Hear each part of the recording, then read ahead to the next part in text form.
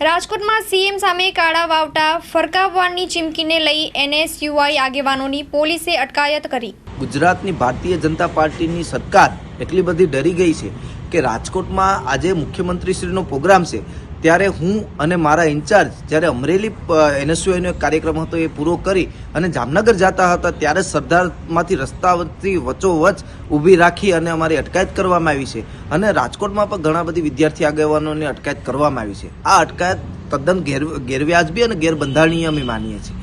ખાસ કરીને આ સરકાર જો એટલું બધી પ્રેશર વિદ્યાર્થી આગેવાનોને પકડવામાં કરતી હોય તો અમારું માનવું એવું છે કે ગુજરાતમાં યુવાનોને હળહળતો અન્યાય થાય છે, આ અન્યાય બંધ કરવો જોઈએ અને જે પેપરો ફોડે છે, જે ભરતીઓમાં ગોટાળા કરે છે અને વિદ્યાર્થીઓના ભવિષ્ય સાથે છેડા કરે છે એને પકડવામાં એટલી મહેનત કરે તો સરકારનું ખૂબ સારું દેખાશે એવું અમારું માનવું છે।